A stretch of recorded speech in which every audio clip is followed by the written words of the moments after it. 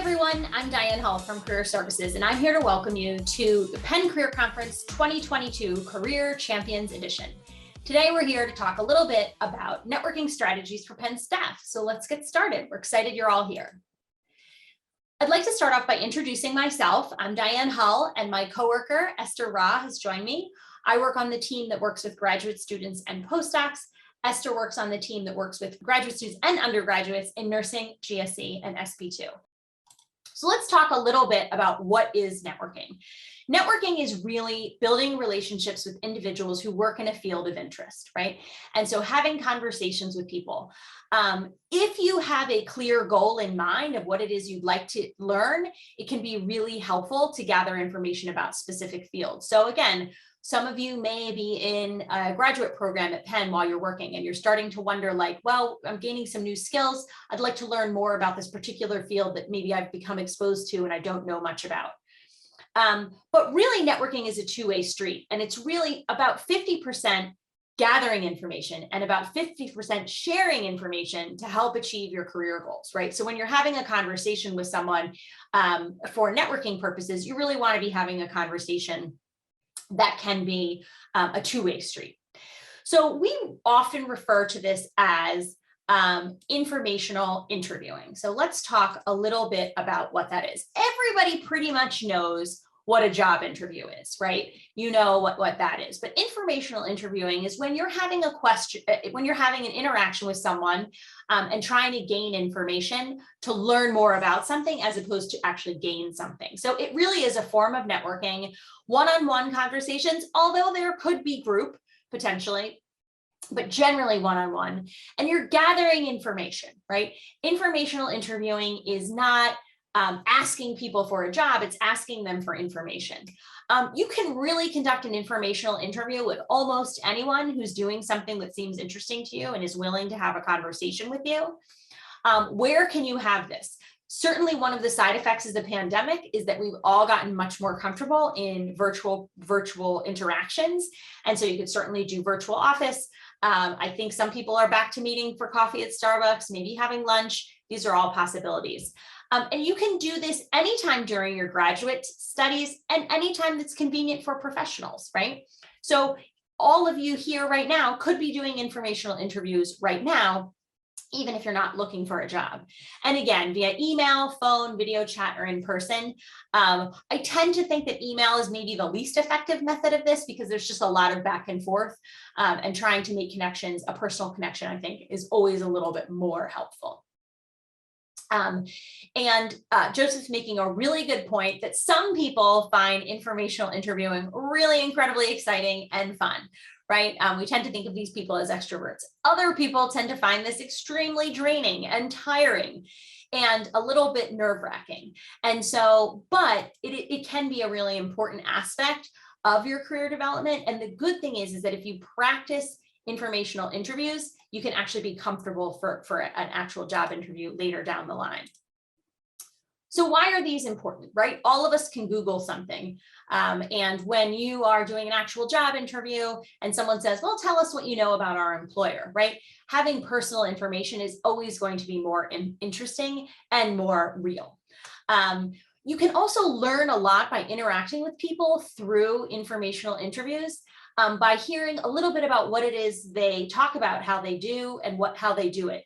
Here at Penn, we are very well known for our acronyms, right? Lots and lots of offices and things that prior to me coming to Penn would have made no sense. And now I just, say them all the time as if people know what I'm talking about. But when you're looking to enter a new career, kind of learning the vernacular, learning the language is helpful.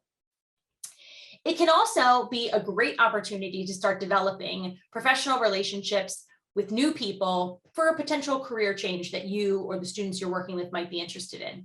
And it's really a great opportunity for you to talk about yourself and refine the way that you're presenting yourself without the pressure of an actual job on the line, right? And so the more you practice answering the question, tell me about yourself, right? The more comfortable you will feel when it's time to really approach that from a job perspective. So where can you find people to conduct informational interviews with? We're going to call people that you know the lowest hanging fruit, right? So when we think a little bit about networking, we think about, if you think of things in a concentric circle, in the center here are the people that you actually know. Those are the easiest people to ask.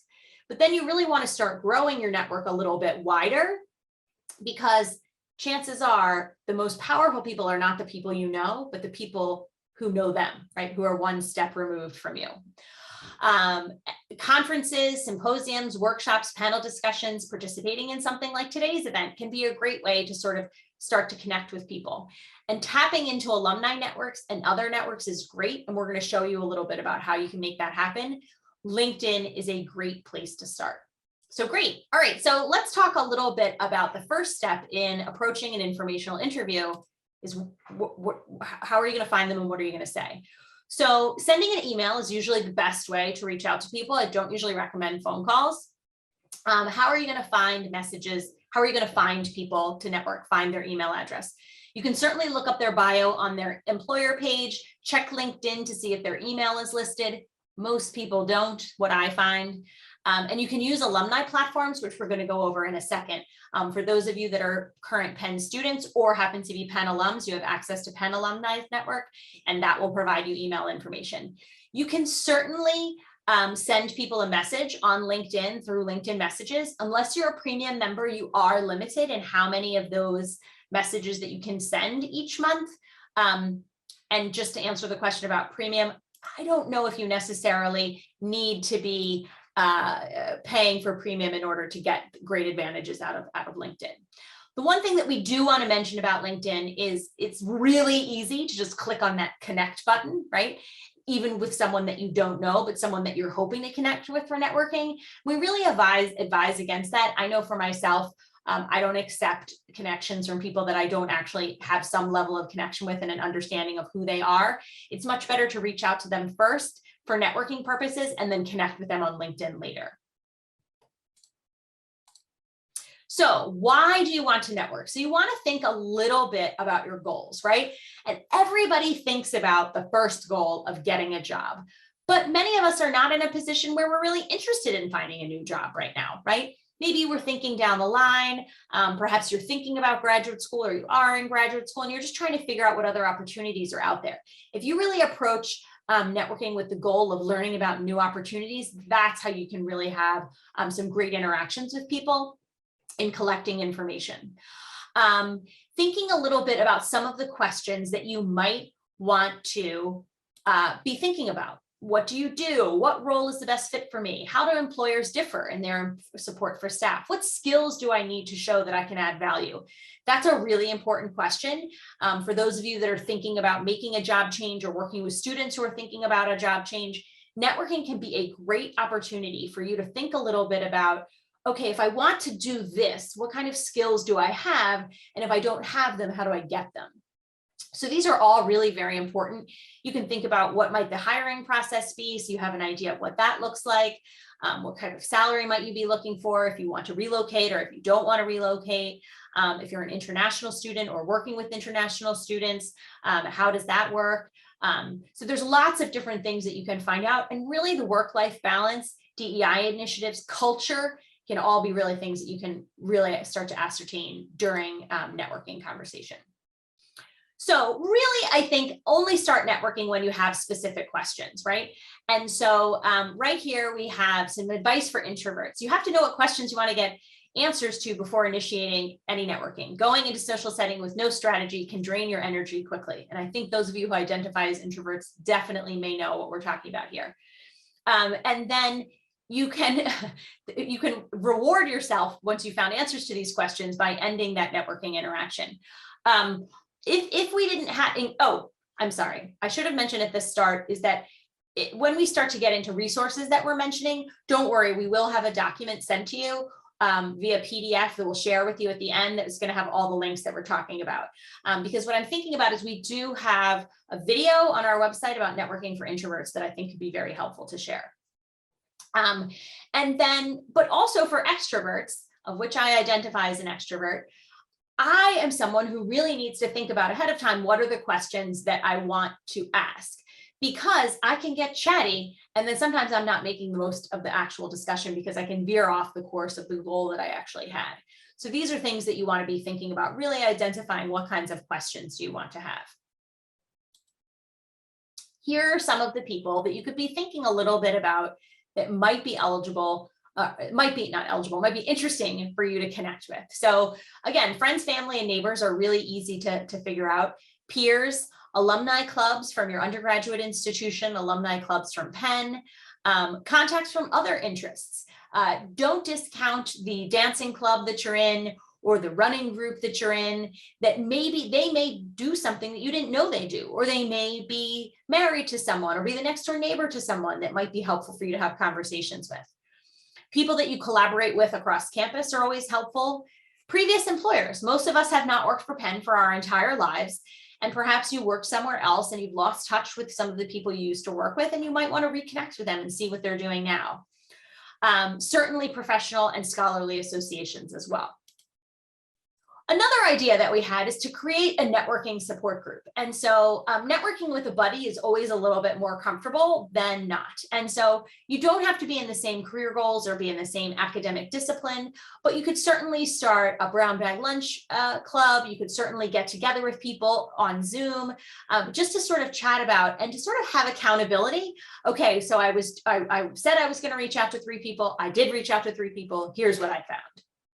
But you can also provide feedback, right? So if you say to one of your networking buddies, gosh, I've sent 3 emails to people and no one has written me back, maybe another person who said, oh, I did hear back and here's what I said, and that might be helpful. And so use the network that you have today in order to do that.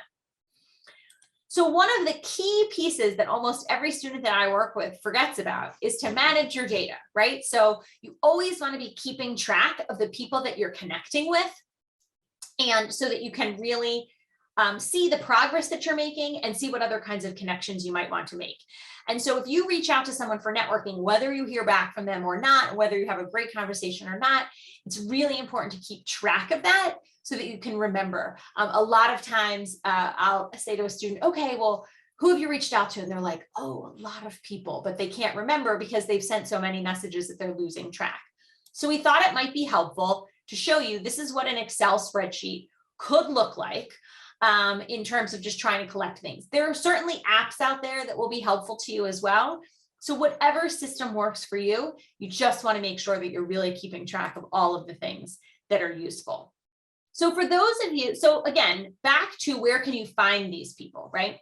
Penn has My Penn, which some of you may have remembered, it used to be called QuakerNet, which is the Penn alumni database. So any of you who have an undergraduate degree from Penn or are a currently enrolled student or a graduate alum have access to My Penn.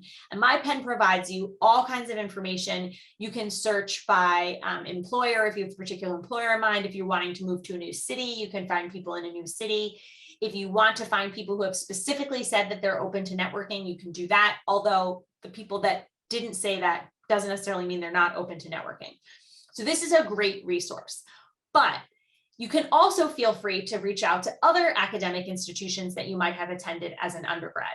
So for myself, I actually do have a graduate degree from Penn. My undergraduate degree is from Lehigh.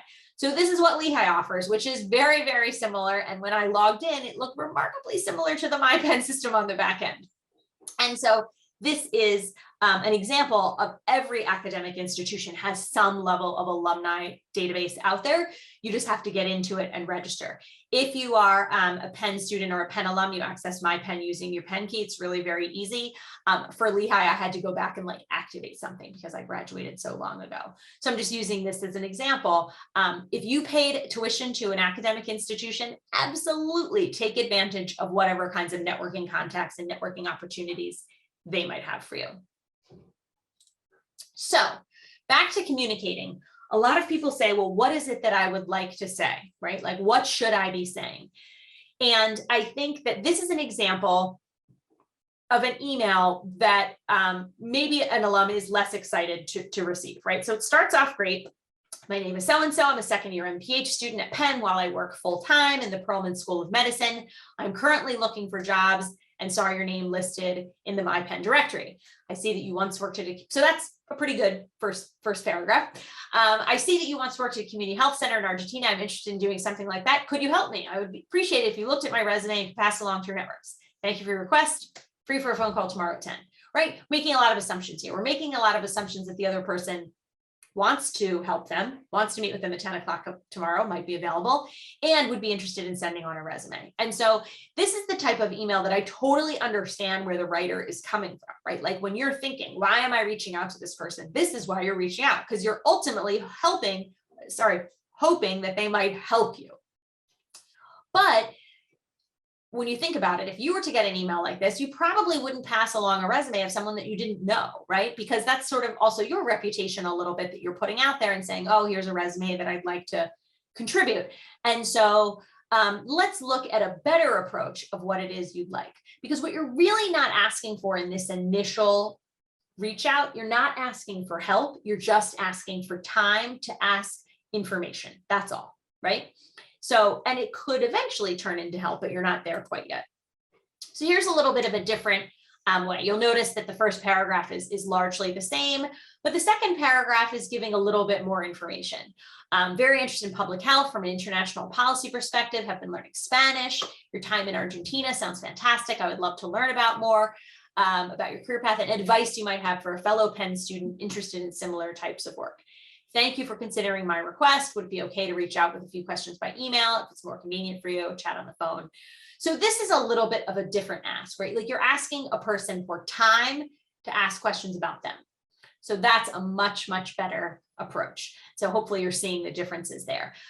What you hope is that you do have some level of interaction with someone for networking and that the conversation goes well and perhaps an offer is made. Oh, I would be really willing to connect you with other people, or I'd be willing to pass on your resume. In terms of subject line, if we go back to this one, current Masters of Public Health student eager to connect. Clear, simple, and descriptive indicates your connection with the professional. It includes the name of someone who referred you. I think that's a mistake. It doesn't actually go on the subject line. That might be a little bit too much to fit in a subject line. But these are some of the examples that we would say, what you might say. Tips for reaching out. Acknowledge the current situation, right? In terms of COVID and remote work and being empathetic. Writing a really brief note that makes clear who you are, why you're reaching out to them in particular, what you have in common and what your ask is, and really expressing your gratitude.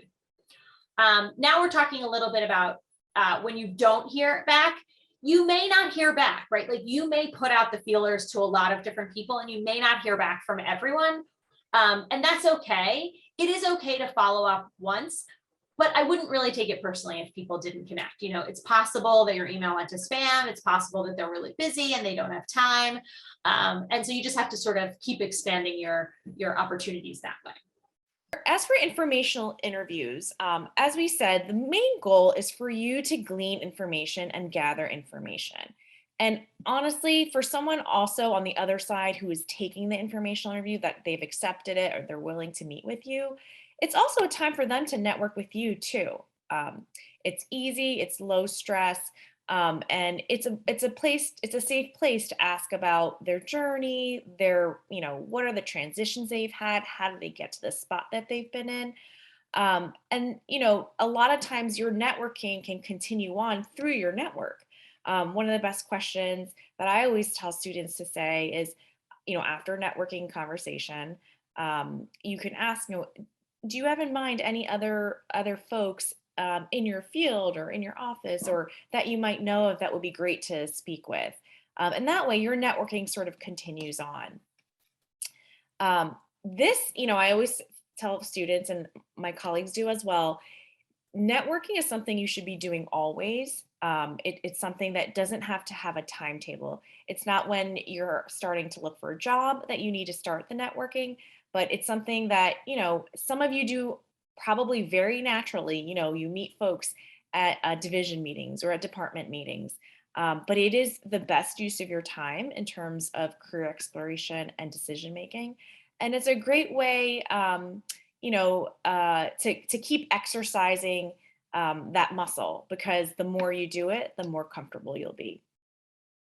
This guide here, the career guide for careers for graduate students and postdocs, is sort of a primer on informational interviews.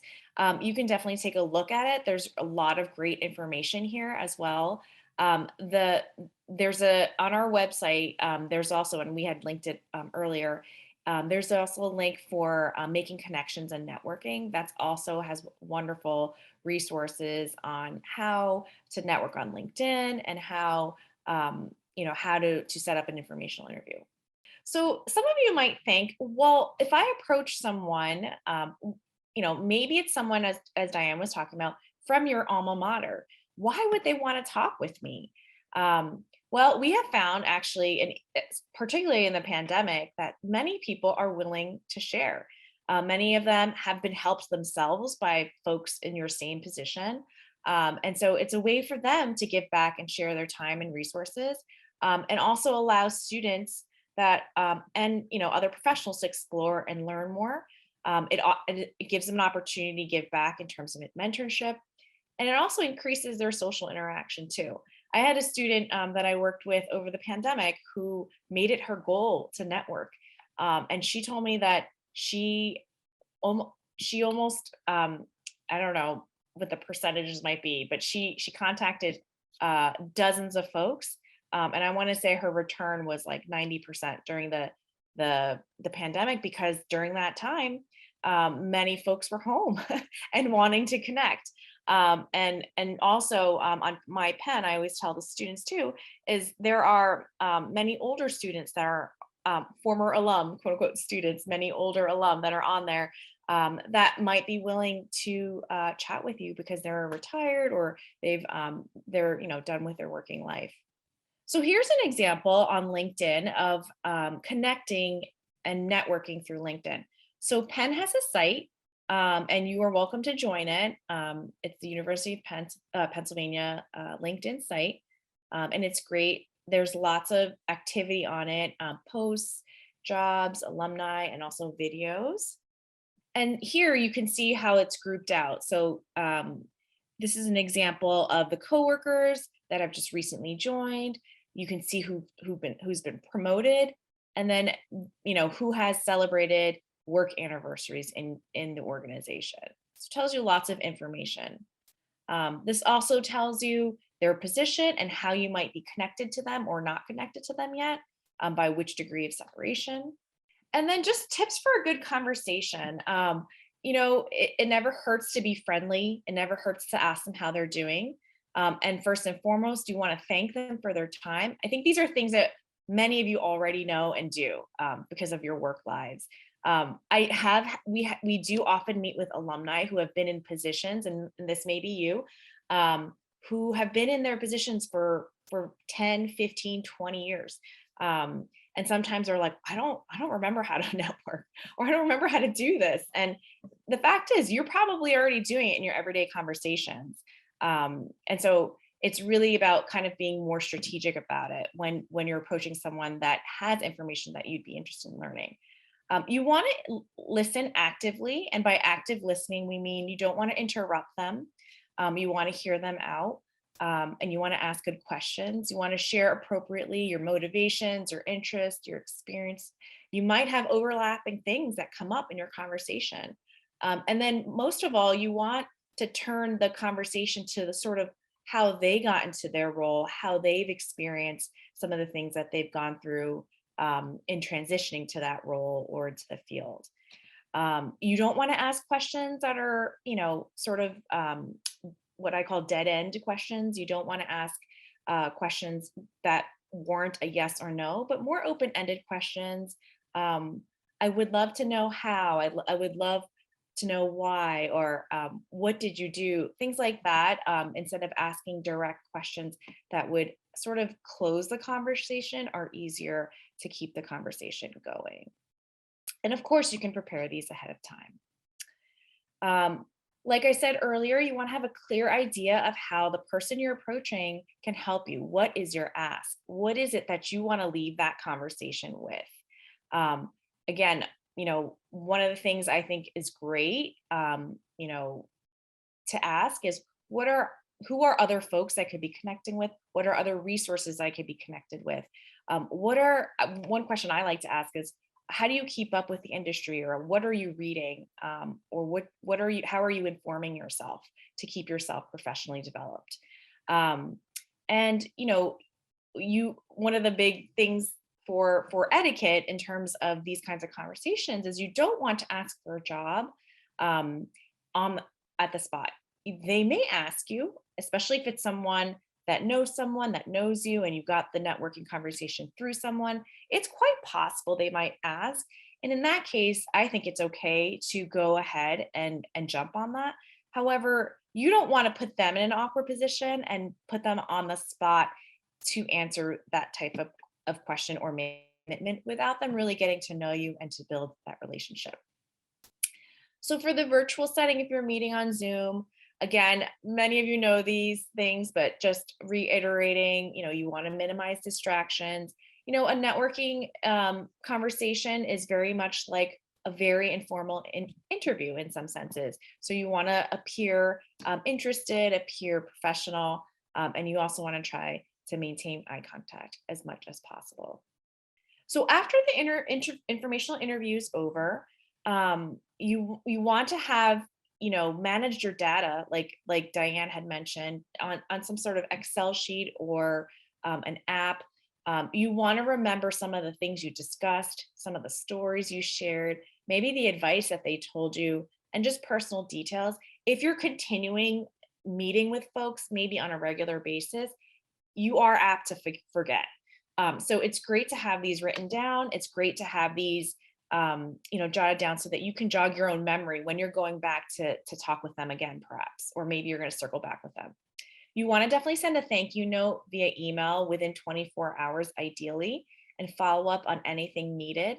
And then at that point, it's perfectly fine to send in a LinkedIn request to connect with a personalized note. And then one thing too you want to follow up on is if they have suggested, oh, I think it would be great if you met with blah, blah, blah. They might suggest that, or maybe after you asking, they might suggest someone. They may forget that after phone call, or they may hop on it right after your Zoom, whatever it may be. It's okay to remind them and say, hey, you mentioned in our conversation that speaking with so and so would be great. I would love to be connected with them, when you get a chance. So here's a sample thank you note. Dear Bob, thank you so much for taking the time to chat with me today. I enjoyed hearing about your projects Oop. at Merck and how you leveraged your social science training as you applied for pharma jobs. Thanks as well for suggesting your 2 friends and colleagues who would be great for me to speak with. I'll wait to hear from you before reaching out to them. Our conversation has made me even more excited and optimistic about exploring career opportunities in pharma. I look forward to staying in touch with you.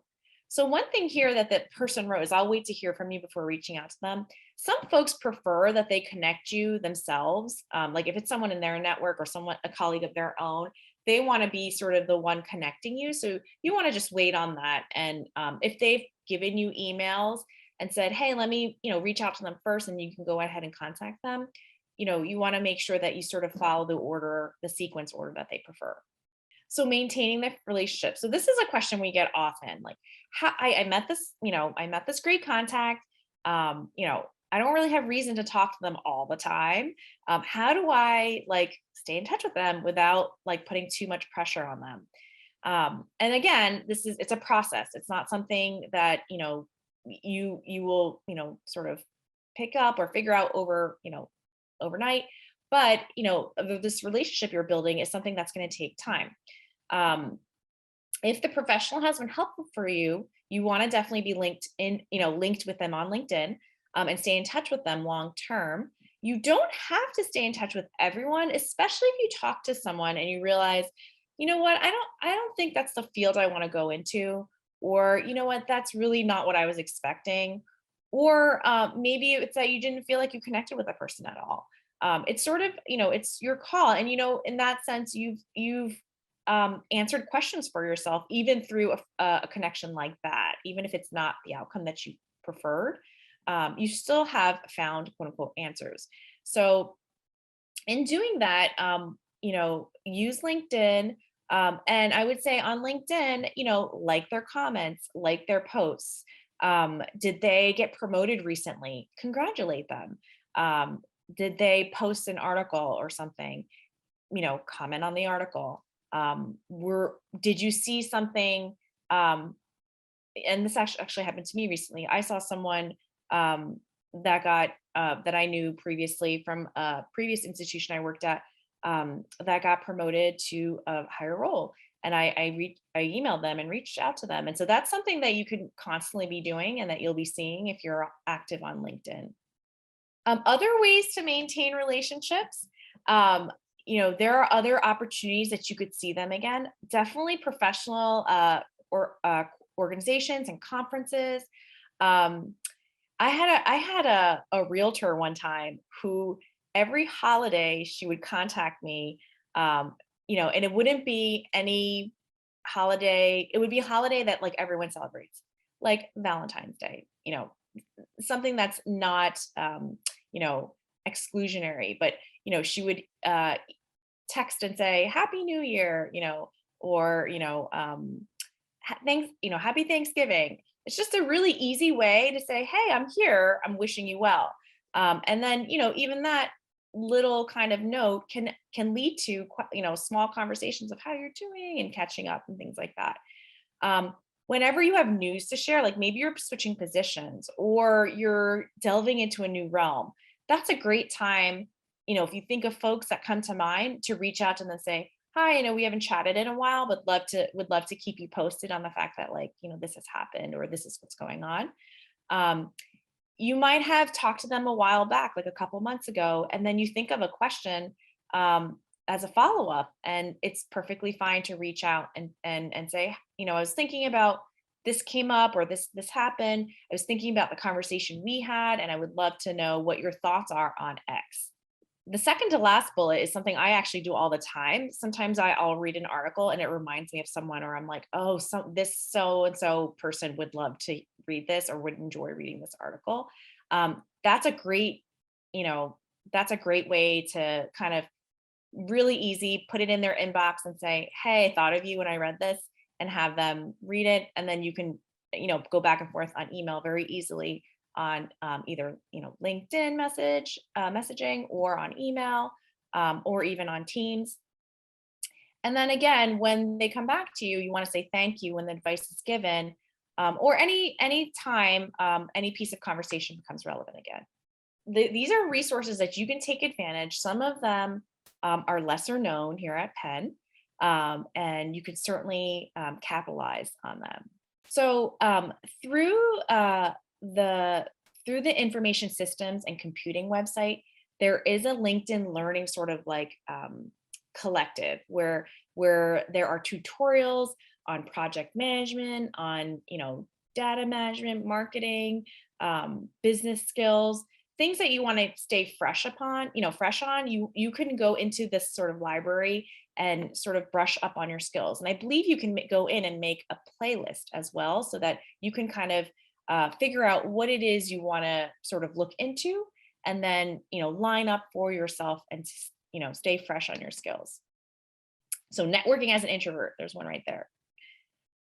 Career tools series archives. So the Penn alumni organization on campus often has programming that they'll archive, and they're available to you. And so you can go back, and this is the site. And again, we'll share a lot of these resources on our PDF that we'll share afterwards. You can go back in here and you can look at some of these resources on your time, and see if some of these things would be helpful to you. And these are great to also mention to students as well that you're working with. So this resource is one that you may have used, but also may not be as well known. Is there is career coaching available through the Penn HR. You do have to make an appointment through the site and with your Penn key, and they offer one-on-one coaching and also assessments as well. Now we do that for our students. We offer assessments also for our students, and also one-on-one advising. But this is a resource as professionals that you can use Our students obviously can't use these, but these are things that you can sort of use that are similar to what the students are getting from us.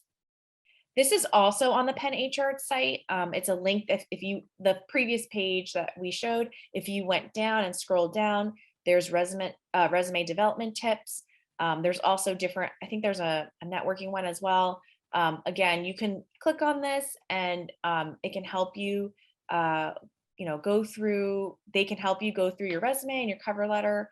And also, has some things on there that may help you for sprucing your documents. So this is the Penn Book Talk. This is a book club that meets once a month at Penn for staff and faculty. And this has been, I think, in existence since the 1980s, if I'm not mistaken. There is also another book club that is through the Penn Professional organization, but this one is university-wide across staff and faculty. And if you're interested in seeing what they've read in the past to see if it's like your jam, you can go and look at their archives and take a look at their bibliography. And they've had some really interesting books on there. Some of them are current books, some of them are written by Penn folks, some of them are sort of current with the times. And so really neat resource if you want to meet folks, or if you've always wanted to join a book club and you just didn't know where to join one, this would be a good one. And sort of low pressure. It meets, I think, on a Tuesday midday for like an hour. So very low pressure and in a way to sort of connect with other folks on over literature. The Lunch Club. This is a resource that we've shared with our students. The Lunch Club is a networking sort of tool. You fill out a profile and someone else also fills out a profile and you get matched with someone. And Diane, correct me if I'm wrong, they can be anywhere in the world, right? Yeah, you can choose when you sign up for Lunch Club, whether or not you'd like to be connected with only people from Penn or people outside of Penn. I really view Lunch Club as a great way to practice talking to people that you don't know in a low pressure environment. And if you connect with people outside of Penn, which I recommend, then it's low pressure because they also signed up for the exact same thing that you did. So there's no pressure to feel like you're bothering someone or etc. There's really nothing on the line because they signed up for the same thing. But yes, they are people all over the world. And they may be doing something that's interesting to you and they may not, but it can just be a great opportunity to practice chatting with people you don't know. Yeah, we had a colleague in our office who loved Lunch Club. And every time we talked with her, she would always be raving about the person she met. And they were sometimes not they were from overseas. And so she was very energized by some of the conversations she had. So another thing that you can explore. Last but not least, we have a treasure trove of resources on YouTube. You may or may not know. These are fantastic for students. So if you go to Penn Career Services, please subscribe. And anything that we upload on there, you'll get a notification for. This is open, so it's not like you need a password or anything. You can use this for yourself, but also it's something you can recommend to your students. And honestly, whatever question you have, I'm willing to bet it could be answered through this YouTube. You just have to search for it. So yeah, take note of this. It's a valuable resource. A lot of our presentations are uploaded on here. There's a ton on here. So you may have to search, you could type in networking, and I bet you'd get a dozen resources. So next steps, so all of you, we see as career champions. And so we appreciate you joining us today. So as Diane said, we have a toolkit, we have resources that we are going to be sharing. And also we're hoping to develop more of this Career Champions initiative and Career Everywhere philosophy over the next few months. So stay tuned for that. And we will also be reaching out for updates and ways to participate in that. If you want to learn more or play more of an active role in supporting our initiative, please feel free to connect with us.